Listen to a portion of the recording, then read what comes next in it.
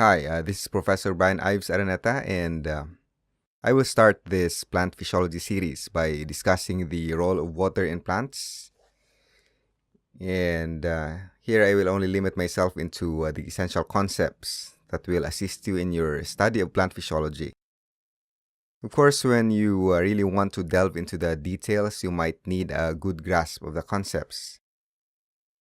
I will just illustrate this manually using a digital pen. Um, to prevent any copyright strikes related with unauthorized use of digital media. Okay, so let's start. Plants need water more than we humans do.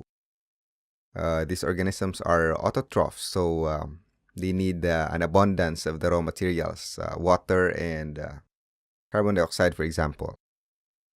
In fact, an average plant needs about half a liter of water, for example, to produce 1 gram of biomass. I'm not saying that that is the efficiency rate of plants, but perhaps it's the amount that flows into and out of the plant. So you need to balance here the plant needs to balance both the intake of water and its release, so that there's enough available for the anabolic reactions. Let's say to produce that 1 gram of biomass. And we know that, of course, it's made up of carbohydrates, proteins, fats, and the rest of your biomolecules. You might also notice that there are large vacuoles in plants, in those plant cell illustrations that you can see in your textbooks.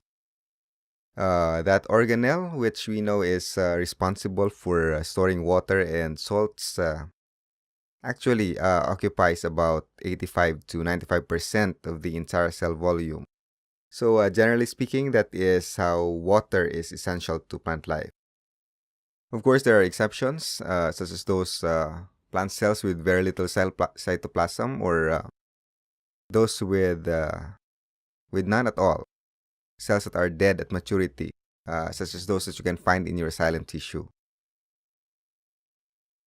Right now, plants absorb water via the roots from the soil, and it travels up to the leaves, and it is released there via transpiration. So much like the sweating in humans, transpiration also dissipates heat from the sun. You may wonder how the leaves of trees here in the Philippines, for example, endure the heat from the sun. When, for example, when you are outside, you can't really stand the scorching heat. But then these plants somewhat manage to evade this condition by cooling themselves via this transpiration process. And it was also established that transpiration maintains the so-called water potential gradient between the roots and the leaves. Therefore, it drives the upward movement of water. So we'll see that soon in this lecture video. Water availability that determines the productivity in a particular region. This means the more plants means more herbivores and, of course, a variety of carnivores and omnivores in the community. So if you recall the biomes, you will find there is a big difference between, for example, a tundra and a tropical rainforest. Because when it comes to water availability, most of water in a tundra is trapped in ice. Or maybe you can compare your rainforest to a desert. And also, water availability also has implications when it comes to economics. If you consider agricultural productivity. Okay, let us look again at the basic structure and properties of water. Now, we always do this in plenty of our life science subjects. So let's do this again because we always tend to forget this section about water. Here, a water molecule is made up of oxygen, sharing electrons with two hydrogen molecules. Now, since oxygen is known to be more electronegative, so it's more greedy when it comes to sharing electrons, it usually draws the two electrons towards itself. So the electron cloud is somewhat driven towards oxygen. And this makes it partially negative. So you have a partial charge, partial negative charge. The hydrogen, on the other hand, because their nuclei are almost left bare after they share their electrons to oxygen. So there is that partially positive charge in this case. Now, this separation of partial charges makes water polar. Thus, it can interact with almost any other polar or charged molecules. That's why you have the term universal solvent.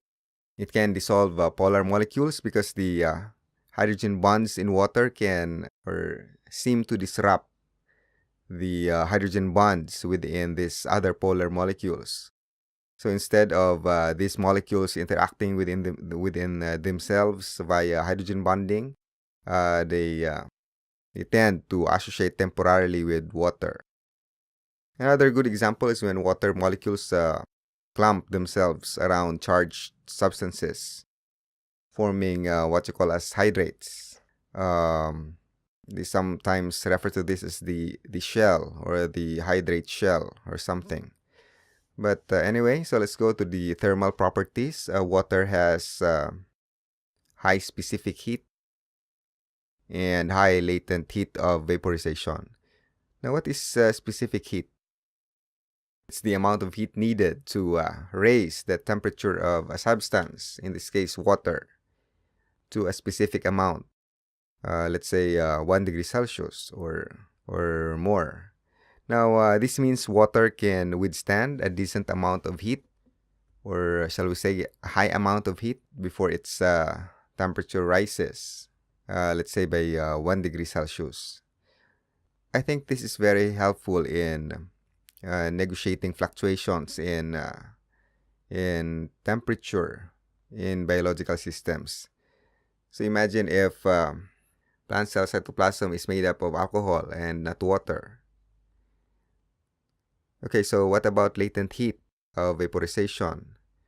Latent heat can be understood as a sort of heat energy in hidden form.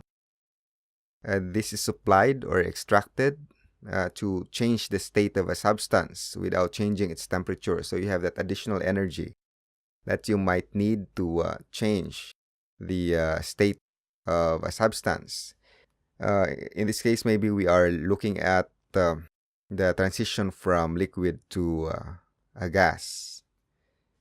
Now, this is helpful in the leaves where you have water molecules phasing from the liquid to gaseous form.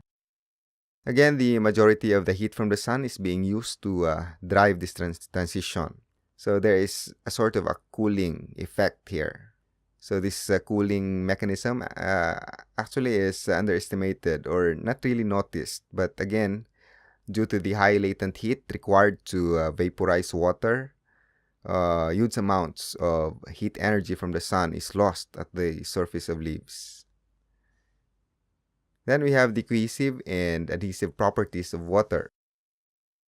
Cohesion of water molecules, of course, refer to how they hold themselves together via hydrogen bonds in a sort of a mutual attraction between water molecules. While adhesion is, of course, the ability of water molecules to become attracted to solid surfaces.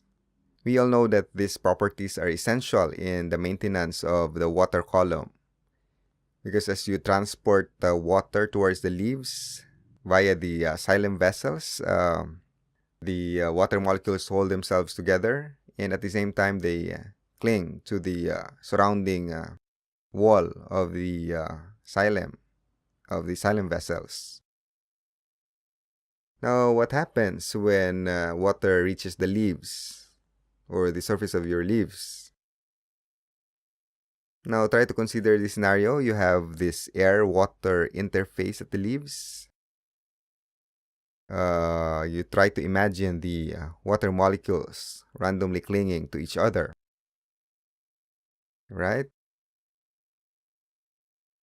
So this can result to a reduction in the surface area between air and water because again, the water molecules are busy with each other instead of interacting with the air. Now, you can only increase the surface area by reducing the attraction of water molecules to each other. And of course, the sun's heat can do that.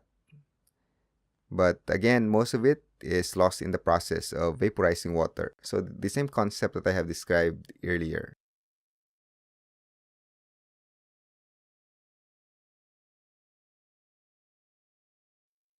Also, when you vaporize water, there is a sort of tension build up at the interface.